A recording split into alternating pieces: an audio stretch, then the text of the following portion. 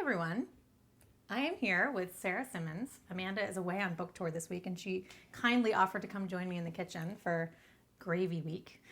And Sarah is Food and Wine's home cook superstar. So we're all in awe of her cooking talents. And she has a great blog, which you should check out. It's at sarahmcsimmons.com, right? Mm-hmm. Okay.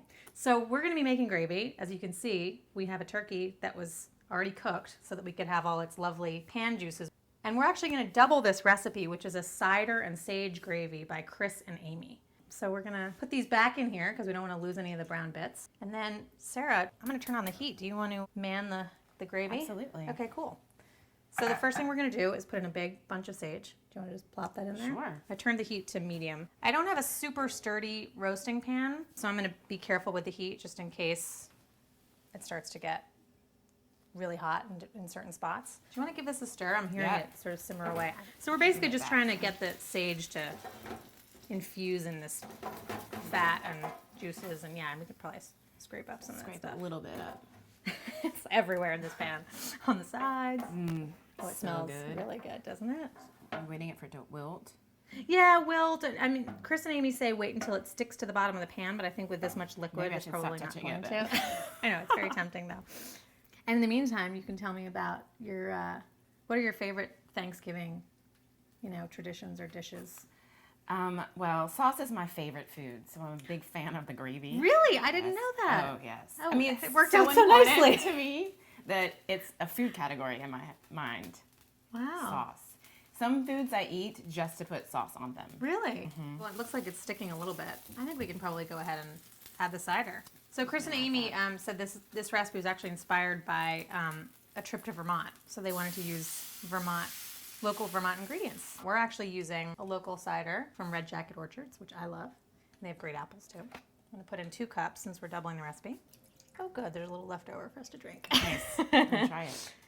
Maybe we should turn the heat up a little bit, and then now we probably should really scrape those up, I'm right? so anxious to get at those brown bits. I know. Go for it. All right. It's all you. So what's your favorite My favorite Thanksgiving technique? tradition? My favorite Thanksgiving tradition actually is probably the vegetables. And the gravy is my mom usually takes charge of the gravy. She does a good job. So actually, I should mention, we have made this both in the pan itself. Well, today we're making it in the pan itself. We before this made it just in a separate pan where we just measured out the 3 tablespoons of drippings and made it in a clean pan. But we decided today we'd go for the brown bits and see how we liked it because we couldn't resist. Right. So now we can just kind of let this simmer for a few minutes. So this has been simmering away. It's smelling amazing. The next step I think is pretty cool. If I can make it happen in this Pyrex. So you want to whisk together the flour and the chicken stock. I should be doing this the other way around and adding the stock to the flour gradually, but I think we'll make it work. There was someone who suggested putting them in a jar and shaking it, which I thought was a cool idea That's a great idea. to really make sure that they're smooth. Lump-free gravy, seems to be the obsession and definition of success. We're into lumpy mashed potatoes now, and lump-free gravy is. Yeah, it's true. She's making a slurry. Making a slurry. Which I love to say. It's a great word, isn't it? Makes me think of being drunk. Which is sometimes great. Maybe not while cooking. Okay, so I'm going to add this slowly, and do you want to stir? Mm-hmm. Pretty loose, so. Yeah. Get it down here. Alrighty. Yum. So now we just want to cook this until it starts to thicken up. All right. Should we do a little test to see if we're nearing doneness? Here you go. Thanks. You're welcome. Yeah, it's definitely, ooh, look at that. Nice texture. It's silky. Yeah. So we just want to make sure it doesn't taste too much like raw flour because the texture is looking, I think, pretty good. It's good. Yeah? May need a little salt. Some pepper. Yep. But otherwise, I think good. it's done, don't you? You probably don't want to cook it too much longer. Right. There's some pepper.